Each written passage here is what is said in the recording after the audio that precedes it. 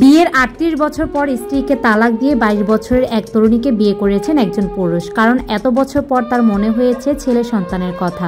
৩৮ বছর সংসারে দুজনই বেশ সুখী ছিলেন। তাদের ৪ মেয়ে, ৪ জনকে বিয়ে দিয়েছেন। খুবই বিপাকে পড়লেন প্রথম স্ত্রী। বৃদ্ধ বয়সে এটা কিভাবে মেনে নেবেন? নিজের কথা বাদ দিলেন। মেয়েদের তো সংসার আছে, তাদেরও সম্মান আছে। মুখ দেখাবেন কি করে? মেয়েরাও লজ্জায় মুখ লুকালো। সবার পরামর্শে প্রথম স্ত্রীকে আবার ফিরিয়ে আনা হলো সন্তানের ঘর করার শর্ত সাপেক্ষে। বৃদ্ধা স্ত্রী তার সাজানো সংসারে অন্য এক নারীর হস্তক্ষেপ নীরবে মেনে নিলেন। ৩৮ বছরে যে সংসার সময় ব্যয় করেছেন, নিজেকে শেষ করেছেন, সেই সংসার তুলে দিলেন সতীনের ঘাড়ে। বছর পার হওয়ার পর সতীনের সন্তান হলো। সেই সন্তানের সর্বোচ্চ খেয়াল রেখেও বৃদ্ধার এক মুঠো ভাত জুটেনি।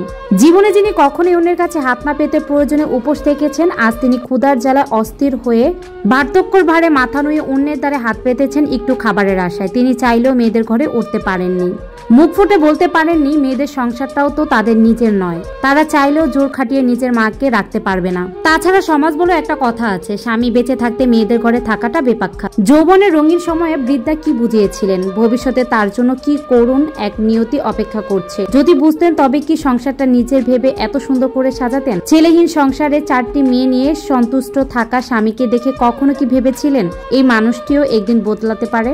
জীবনের শেষ সময়টা বৃদ্ধার সুখকর হয়নি। 3টি বছর সতীনের ঘর করে একদিন তিনি মৃত্যুবরণ করে নিলেন। তবে তার আগে দেখে গেলেন মানুষ কিভাবে বদলায়, কিভাবে মানুষের ভালোবাসা বদলায়। ছেলে সন্তানের বাবা হয়ে স্বামীর উচ্ছ্বাসটুকু দেখে গিয়েছিলেন, কিভাবে স্বামী তার দ্বিতীয় স্ত্রীকে নিয়ে ভবিষ্যৎ সাজায়, স্বপ্ন দেখে এবং প্রতিটা মুহূর্ত রঙিন করে, সেটাও নিজের চোখে দেখেছিলেন।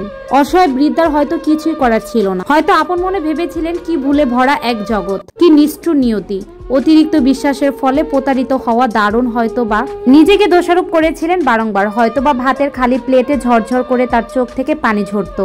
রাতের নিস্তব্ধতায় হয়তো জীবনের সুন্দর সময়গুলোর কথা মনে পড়তো। সেসব ভেবে হয়তো বা ভাবতেন যা হয়েছিল সব ভুল, মানুষটা কখনোই তাকে ভালোবাসেনি। তবে কেন সাজালো এত বছরের সংসার? কেনই বা আগে এতটা কেয়ারিং, এতটা ভালোবাসা দেখিয়েছিল? আজকে এক বিভৎস পরিস্থিতি। সংসার থাক, নিয়ম মতো এক মুঠো ভাতও জুটে না। মৃত্যুর আগে এই নারী তার সংসার হারালেন, স্বামীকে হারালেন, ভাঙা পা টেনে টেনে গাধার মতো সতীনের ঘরে কাজ করলেন, কিন্তু বিনিময়ে একটু খাবারও পেলেন না। তিনি পরিশ্রম করেছিলেন, তবে মারা গেলেন ব্যর্থ হয়ে। প্রমাণ হলো যে তার পুরো জীবনটা ভুলে পরিপূর্ণ ছিল। এর চেয়ে করুণ নিয়তি আর কি হতে পারে? আহারে জীবন, আহারে ভাগ্য। ভাবতেই অবাক লাগে, প্রতারণা করা মানুষগুলো একদিন ভালোবেসেছিল, নিজের সবটুকু উজাড় করে দিয়েছিলেন, নিজের জন্য তার জায়গা করে নিয়েছিলেন বিশ্বাসের চরম মাত্রা। কিন্তু সময়ের চক্র, তারাও আজ বদলে গেছে হিংস্র রূপে। পরিশেষে একটা কথাই বলতে চাই, মানুষ বদলায়, প্রতিটা মুহূর্তে মানুষের ভালোবাসাও বদলায়। আজ বিশ্বাসের শিকড়ে যে জড়িয়ে আছে, ভবিষ্যতে সে যে প্রতারণা করবে না, এর কোনো নিশ্চয়তা নেই।